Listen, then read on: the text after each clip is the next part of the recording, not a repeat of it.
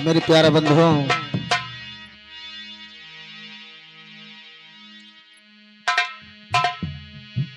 आपके लिए एक छोटा सा निर्गुण है हमारे बाबा कबीर साहब का। गौर से सुने।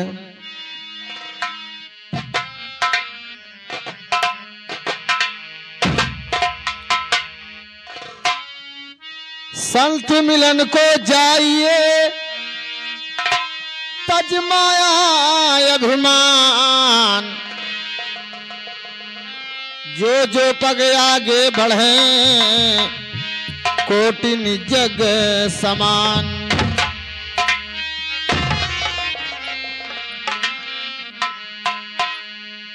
हर चाल बाटरी में हो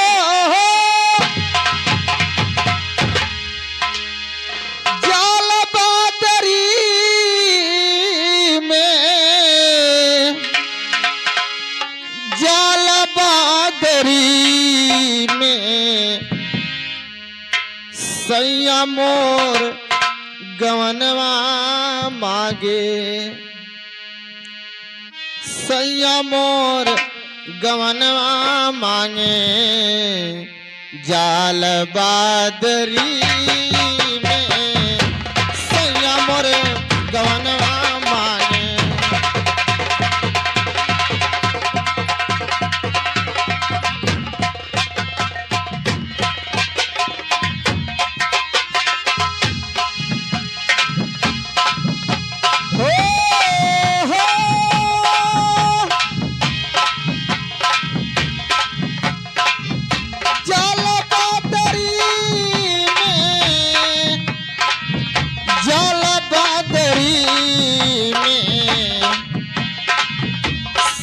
मोर गवनवा मांगे जाल बादरी में, सैया मोर गवनवा मांगे।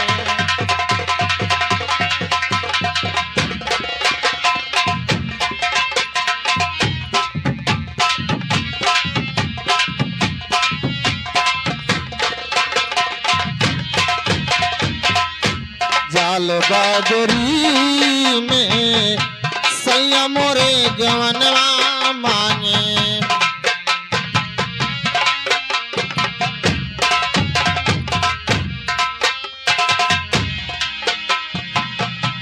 ये संसार में आवागमन तो लगा ही रहता है, कहीं किसी का जन्म होता है तो कहीं किसी का मरण भी होता है।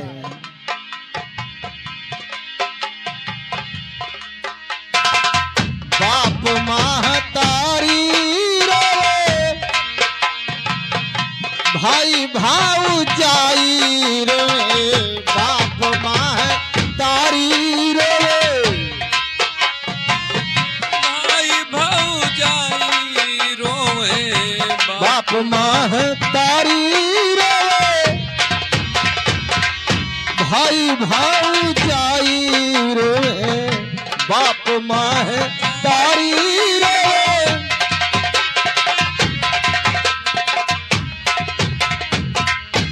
बाप महतारी रे, भाई भाऊजाई रे, संग के सहेलियारों में, संग के सहेलियारों में ठाढ़ी बाखरी में राजा मोर लियाए जाल, जाल बादरी में।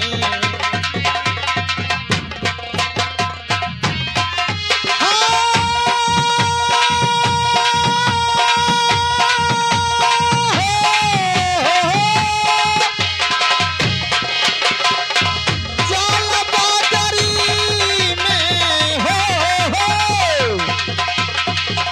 जाल बादरी में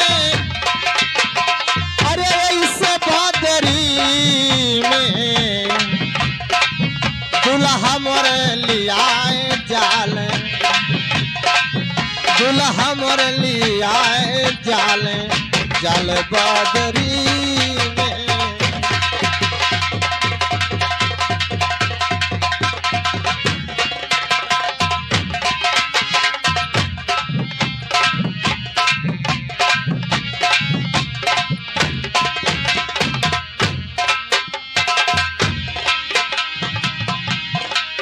इसी के नाते कहा गया है कि संसार में हमें जो मानव का शरीर मिला हुआ है तो कुछ कर लेना चाहिए। भगवान का भजन कीर्तन कथा इसकी जरूरत है, लेकिन लोग ध्यान नहीं देते हैं। लेकिन परमात्मा ने चेतावनी दिया है। कह क्या रहे हैं आप लोग गौर करें। ना तो एक गुण सिखली, ना तो एक सहूरमा, ना तो एक गुण सिखली,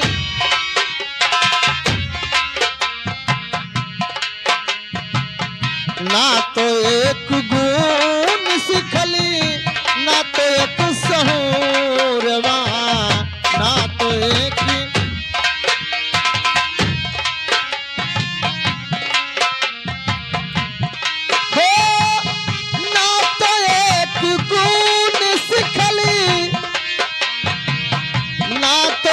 सहोरवा, ना तो एक गुण सिखली,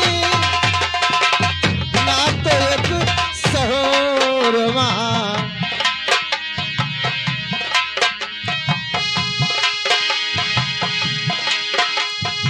अरे ना तो एक गुण सिखली, ना तो एक सहोरवा। कनिहाय डोलिया मैया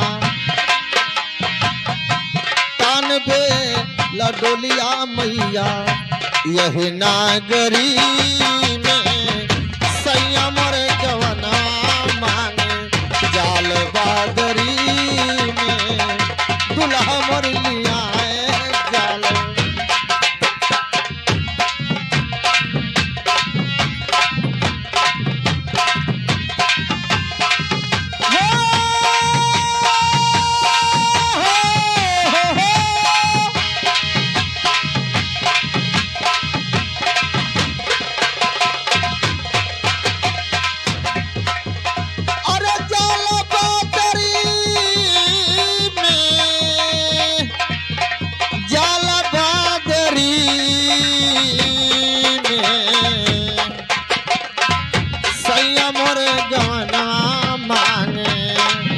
जाल बादरी में संयम और गवना मांगे।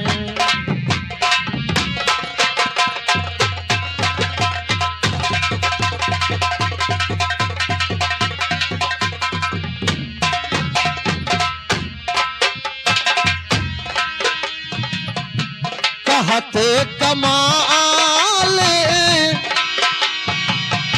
कबीरी के बालक, कहते कमाल कबीरी के बालक।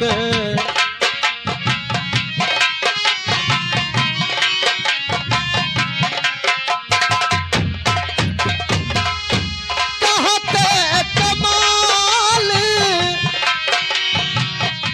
कबीरी के बालक। ये हमारे भैया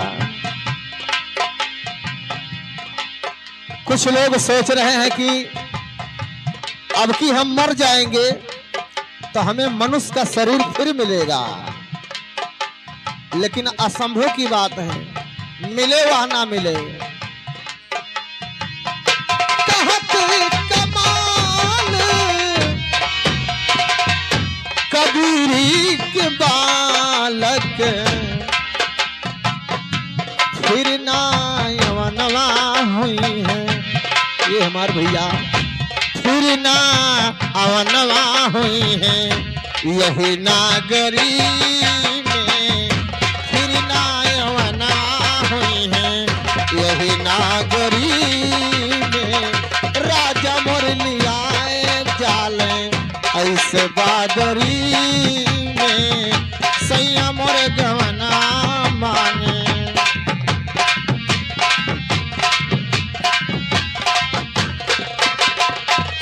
जाला बादरी